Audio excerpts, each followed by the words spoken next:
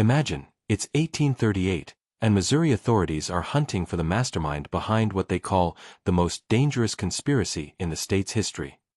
The leader? An enslaved woman named Mary, who built a secret network right under their noses. As children were being ripped from their mother's arms, she said, "Enough." This is the story of how one woman's courage sparked a resistance that changed everything. In the rolling hills of Missouri during the late 1830s, where the institution of slavery had taken deep root despite the state's recent admission to the Union, there lived an enslaved woman known simply as Mary. Unlike many of her fellow enslaved people who had been broken by years of brutal treatment and systematic dehumanization, Mary possessed an inner fire that no amount of oppression could extinguish. She had become something rare and dangerous in the eyes of the white establishment, a natural leader among the enslaved community.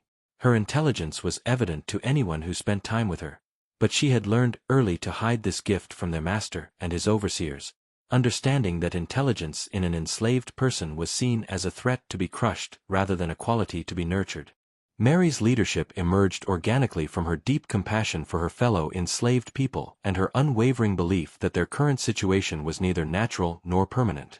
In the quarters after long days of backbreaking labor, she would quietly move from cabin to cabin, offering comfort to those who had been whipped, sharing her meager food rations with families who had been punished with reduced meals, and most importantly, keeping alive the flame of hope when despair threatened to consume everyone around her. She had an extraordinary ability to read people's characters quickly and accurately, identifying those who could be trusted completely, those who might betray secrets under pressure, and those who needed special protection due to their vulnerability. Over several years, Mary carefully and methodically built what amounted to an underground network within the plantation system. She established secret communication methods between different farms in the area, created systems for sharing information about which overseers were most brutal and which might show occasional mercy, and most crucially, she began to organize a support system for enslaved people who were planning to escape or resist their oppression. Her network included not only enslaved people but also a few sympathetic white individuals who, while not abolitionists in any organized sense, were troubled by the extreme cruelties they witnessed and were willing to provide limited assistance when lives were at stake. The master of Mary's plantation was a man whose reputation for cruelty extended throughout the county. He took perverse pleasure in psychological torture as much as physical punishment, often separating families permanently as a form of entertainment, forcing enslaved people to compete against each other for basic necessities, and implementing punishments that were designed to break spirits as much as bodies. Mary had witnessed him sell children away from their mothers for no reason other than to watch the mother's anguish, and she had seen him order brutal whippings for infractions as minor as making eye contact or walking too slowly. These experiences had convinced her that their master was not merely participating in an unjust system, but was actively evil in ways that went beyond what even slavery typically demanded. By 1838, conditions on the plantation had deteriorated to levels that seemed impossible to endure. The master had recently acquired significant gambling debts and had responded by increasing work quotas to impossibly high levels while simultaneously reducing food rations to near-starvation levels. Several elderly enslaved people had died from a combination of overwork and malnutrition, and children were becoming increasingly sickly and weak. The master showed no concern for these deaths, viewing them merely as acceptable losses in his effort to maximize profit from his remaining human property. The situation reached a crisis point when the master decided to sell Sarah, a young mother of 3 small children, to a plantation in the Deep South known for working enslaved people to death within a few years. Sarah's husband had tried to hide her when the slave traders came, leading to a brutal public whipping that left him permanently disabled. The master ordered that Sarah's 3 children, all under the age of 8, would remain on the plantation as a reminder to others about the consequences of resistance. This decision meant that Sarah would never see her children again, and that the children would grow up without either parent, as their father was now too injured to care for them properly. Mary understood that this act of cruelty went beyond even the normal horrors of slavery.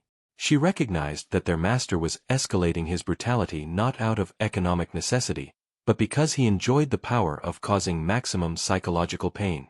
She also realized that if this level of cruelty was allowed to continue, it would only get worse, and more families would be destroyed for no reason other than their master's entertainment.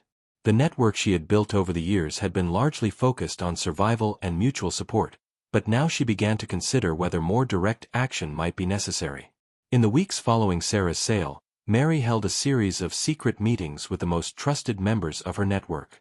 These conversations were extraordinarily dangerous, as any discovery would mean immediate death for everyone involved, but Mary felt that the situation had become so desperate that the risk was justified.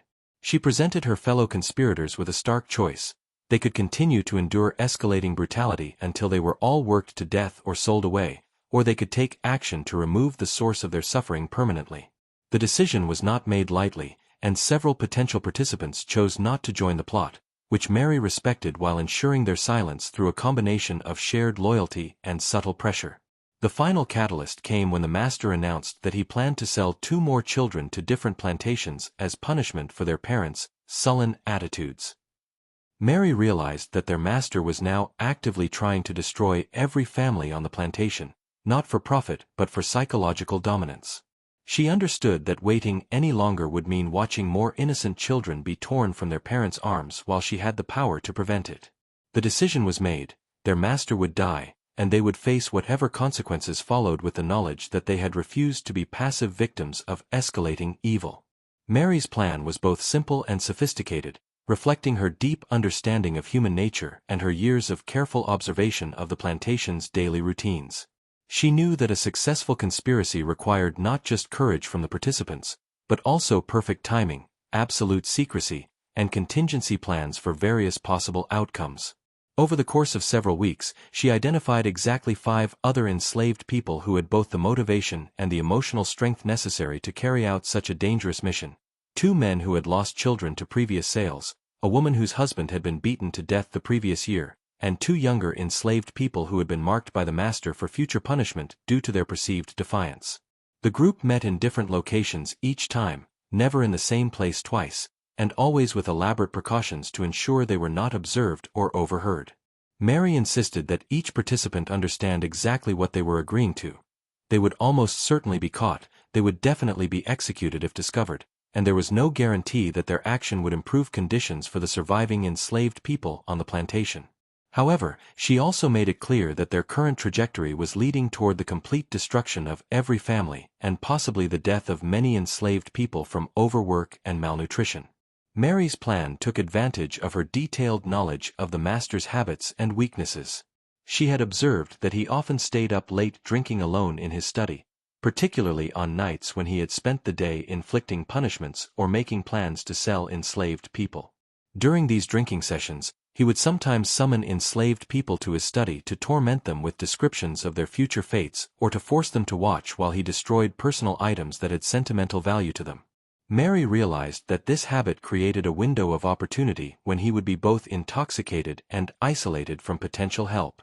The conspiracy was planned for a night in late fall when the master had announced his intention to sell 3 more children to different plantations the following week. Mary had confirmed that he would be celebrating this decision with an extended drinking session, and she had arranged for the participants to be positioned strategically around the main house. Each person had a specific role. Some would act as lookouts to ensure no one approached unexpectedly, others would provide muscle if the master proved more difficult to subdue than expected, and Mary herself would take responsibility for the actual killing, both to ensure it was carried out and to protect the others from bearing the psychological burden of taking a life. On the appointed night, everything proceeded according to Mary's careful planning. The master, as predicted, was heavily intoxicated and alone in his study when Mary and 2 others entered through an unlocked door. What followed was swift and decisive. Mary confronted the man who had caused so much suffering to so many innocent people, and in a matter of minutes, years of accumulated injustice were answered with final, irreversible justice. The master who had torn apart families, tortured children, and treated human beings as objects for his amusement would never hurt anyone again. Despite Mary's careful planning and the conspiracy's initial success, the discovery of their master's body was inevitable, and it came sooner than they had hoped. A neighbor who had planned to discuss a business matter arrived early the following morning and, finding the front door unlocked and receiving no response to his calls, entered the house to investigate. The scene he discovered in the study left no doubt that this had been an act of deliberate violence rather than an accident or natural death, and within hours, the local sheriff and a group of armed white men had surrounded the plantation.